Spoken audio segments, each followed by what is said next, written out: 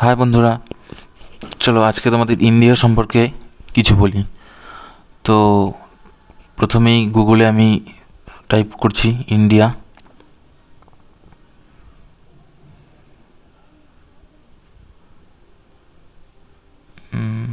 দাঁড়াও, কিবোর্ডটাকে সরিয়ে নিলাম।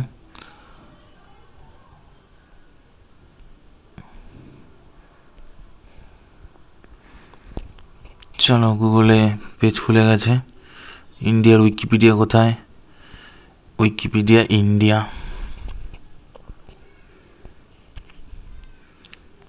চলো, খুলে গেছে ইন্ডিয়ার পেজ উইকিপিডিয়া। তো উইকিপিডিয়া থেকে চলো তোমাদের আজকে দেখাই নতুন কিছু তথ্য পাই কি না, কী দেখাচ্ছে ভারতের উইকিপিডিয়ার পেজে। প্রথমেই বলছে যে India officially the Republic of India. তার মানে কি, India officially Republic of India নামে পরিচিত। আর ভারত গণরাজ্য, এটা দেবনাগরীতে বা হিন্দিতে বলা হয় ইন্ডিয়াকে। Is a country in South Asia. তার মানে ইন্ডিয়া এশিয়া মহাদেশে তো পড়ে, আমরা অনেকেই জানি, কিন্তু ইন্ডিয়া এশিয়া মহাদেশের কোথায়, কোন অংশে পড়ে? সাউথ এশিয়ায়, মানে দক্ষিণ এশিয়ায়। ভারতবর্ষ হচ্ছে দক্ষিণ এশিয়ার একটা দেশ।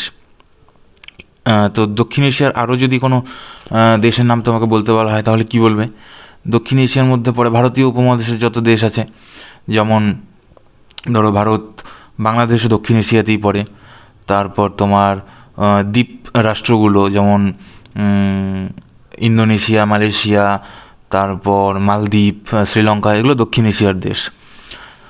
It is the seventh largest country by area, অর্থাৎ এরিয়া ওয়াইজ, ল্যান্ড এরিয়া মানে জমি, ভারতবর্ষের যে জায়গা সেই অনুযায়ী পৃথিবীতে সপ্তম বৃহত্তম দেশ হচ্ছে Bharat. The most populous country as of June 2023। তার মানে ভারতবর্ষ 2023-এর জুন এর অনুযায়ী, জুন মাস পর্যন্ত ভারতবর্ষ কিন্তু পৃথিবীর সবচেয়ে পপুলাস কান্ট্রি। পপুলাস মানে সবচেয়ে জনবহুল দেশ, যেটা আগে চীন ছিল সেটা এখন ভারতবর্ষ কিন্তু হয়ে গেছে। And from the time of its independence in 1947 the world's most populous democracy. তার মানে ভারতবর্ষ হচ্ছে সবচেয়ে জনবহুল গণতন্ত্র 1947 সালের পর থেকেই, মানে এমন একটি গণতান্ত্রিক দেশ যাতে সবচেয়ে বেশি লোক থাকে। Bounded by Indian Ocean on the south and Arabian Sea on the southwest and the Bay of Bengal on the southeast, it shares land border with Pakistan to the west, China, Nepal and Bhutan to the north, and Bangladesh and Myanmar to the east. এটা কি হলো? ভারতবর্ষের সীমাটা বলে দিল যে ভারতবর্ষের উত্তর, দক্ষিণ, পূর্ব, পশ্চিমে কি আছে। তাহলে ভারতের উত্তরে কি আছে? উত্তরে রয়েছে তোমার চীন, নেপাল, ভুটান, এই দেশগুলো উত্তরে গেল। আর দক্ষিণে তাহলে কি আছে?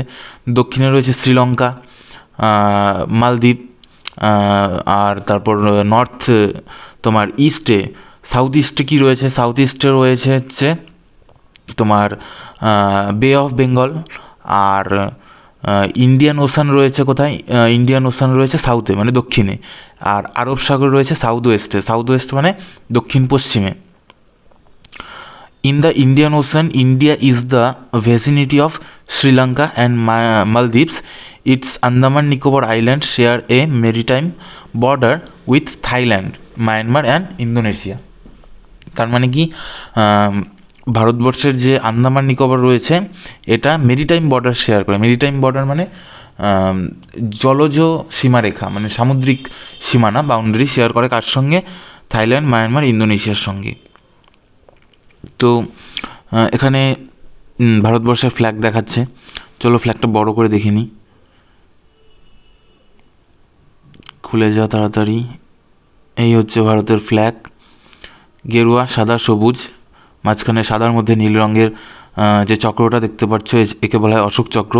অশোক চক্রের যে দণ্ডগুলো রয়েছে, স্পোক, এখানে কতগুলো রয়েছে? 24টা দণ্ড কিন্তু রয়েছে। আর এটা হচ্ছে স্টেট এমব্লেম। এমব্লেম মানে প্রতীক, চিহ্ন। ভারতবর্ষ দেশটাকে কোন চিহ্নের সাহায্যে চেনা যাবে? এই হচ্ছে ভারতবর্ষের এমব্লেম। এমব্লেমের কি স্পেসিফিকেশান? এখানে রয়েছে সিংহের মূর্তি, মুখ, এটার নাম হচ্ছে অশোক স্তম্ভ। এখানে কতগুলো সিংহের মূর্তি রয়েছে? 4টা। হ্যাঁ, 3টা নয়, কিন্তু 3টে দেখা যাচ্ছে ডান দিক বাঁ দিক আর সামনে। পিছন দিকে কিন্তু আরেকটা রয়েছে, 4টা সিংহের মূর্তি। আর তার বেসমেন্টে রয়েছে একটা ঘোড়া আর একটা ষাঁড়, মাঝখানে অশোক চক্র, আর নিচে রয়েছে মোটোটা কি? সত্যমেব জয়তে, যেটা হচ্ছে সংস্কৃত শ্লোক, এর অর্থ হচ্ছে সত্যের জয় হবেই। মোটো সত্যমেব জয়তে বললাম সংস্কৃতে, ট্রুথ অ্যালোন ট্রায়াম্পস, মানে সত্যের জয় হবে। অ্যানথেম কি? জনগণ মন।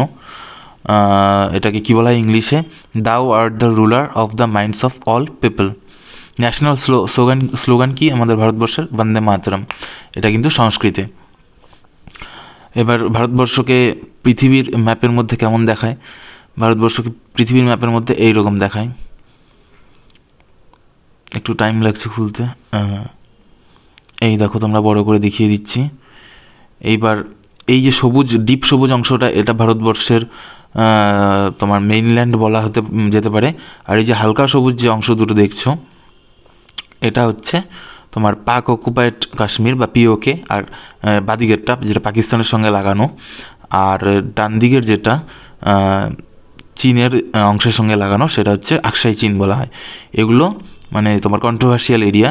বিভিন্ন মানে এই দেশগুলো, পাকিস্তান, চীন, বিভিন্ন সময় বিভিন্ন যুদ্ধের মাধ্যমে ক্যাপচার করে রেখেছে, যেটা ভারত কিন্তু ক্লেম করে যে ভারতের নিজস্ব মেনল্যান্ড।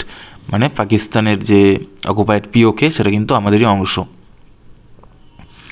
এবার চলো কিছু বুলেট পয়েন্টে যা দেখাচ্ছে সেগুলো একটু দেখে নিই।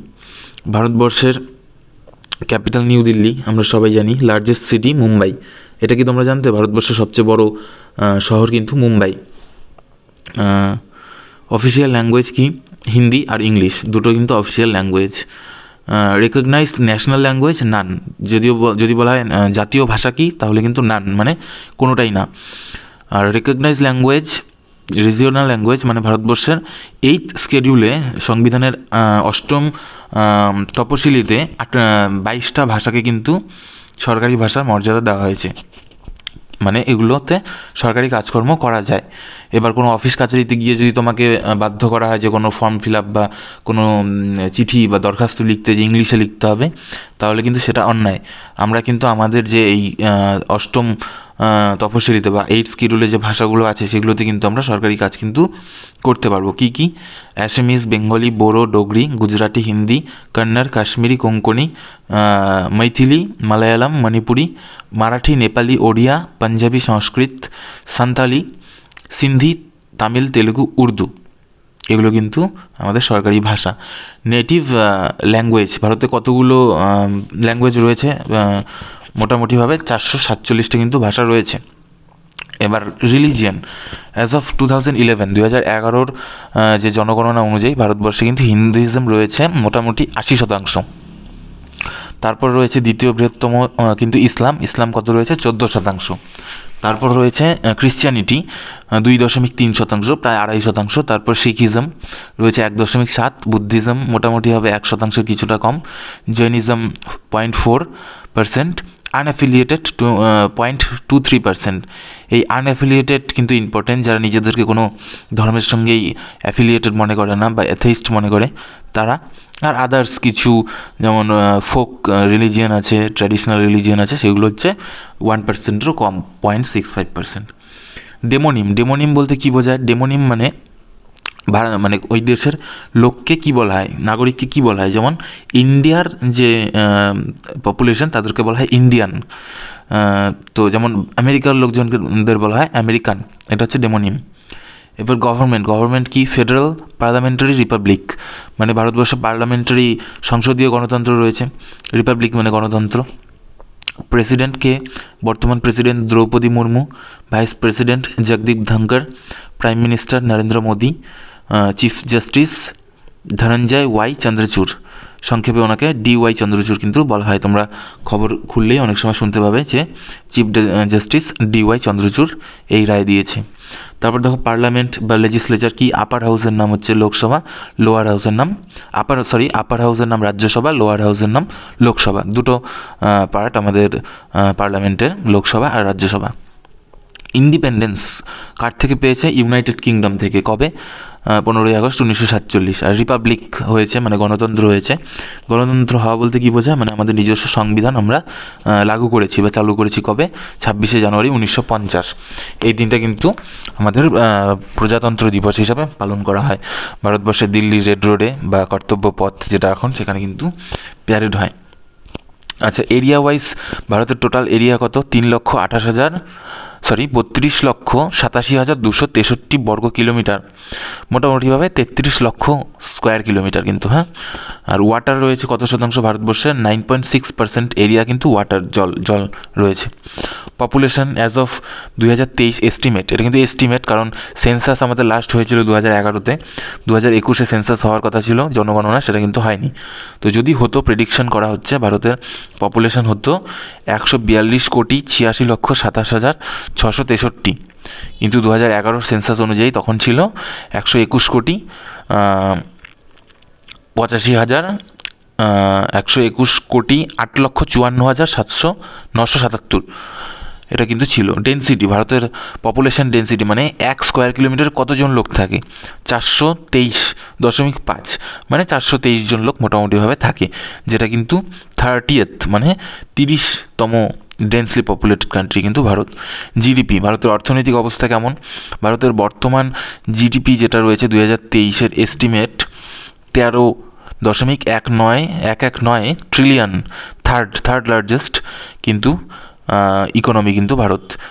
এটা হচ্ছে পিপিপি, যেটা পার ক্যাপিটা জিডিপি। ভারতের পার ক্যাপিটা বলতে কী বোঝায়? পার ক্যাপিটা বলতে বোঝায় হচ্ছে মাথাপিছু আয়, মানে যে আমাদের যে টোটাল জিডিপি, সেটাকে পপুলেশন দিয়ে ভাগ করলে যেটা হয়, সেটা হচ্ছে প্রত্যেক মানুষের মাথাপিছু কতটা কন্ট্রিবিউশন আছে ওই জিডিপি উৎপাদনের ক্ষেত্রে, সেটা কিন্তু আমাদের $9,183। এবার নমিনাল জিডিপি কত দেখাচ্ছে? Nominal GDP 3.73 trillion. এবার এই জিডিপি পিপিপি আর জিডিপি নমিনাল, এই দুটোর মধ্যে কী ডিফারেন্স আছে সেটা আমি একটা সেপারেট ভিডিওতে তোমাদের বলবো এরপরে। এখন আমি আর সেপারেশনটা করছি না, এটা একটু ডিটেলে বলতে হবে। তো নমিনাল জিডিপিটা আমাদের 3 ট্রিলিয়ন ইকোনমি এখন ভারতে, যেটা 5th লার্জেস্ট, যেটা ভারত টার্গেট নিয়েছে আর কিছুদিনের মধ্যেই থার্ড লার্জেস্ট ইকোনমি হয়ে যাবে, 5 ট্রিলিয়ন ইকোনমি হবে। আর পার ক্যাপিটা হচ্ছে 2,612। এবার হচ্ছে গিনিটা আমি এখন আর বলছি না, গিনিটা ইকোনমিক টার্ম।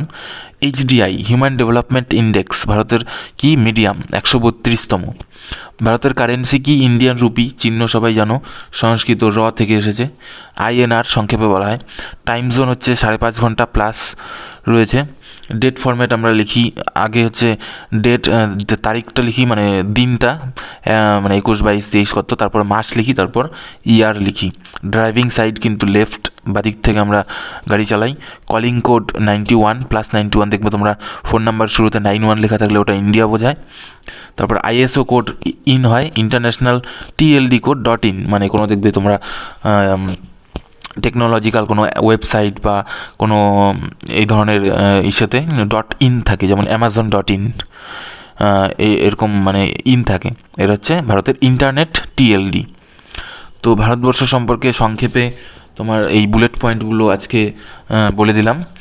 পরবর্তীতে আরও ডেপথে এটিমোলজি, হিস্ট্রি, আরও যা যা আছে ভারতবর্ষের, নেক্সট ভিডিওতে আসবে। তো দেখতে থাকো। Bye bye, tata.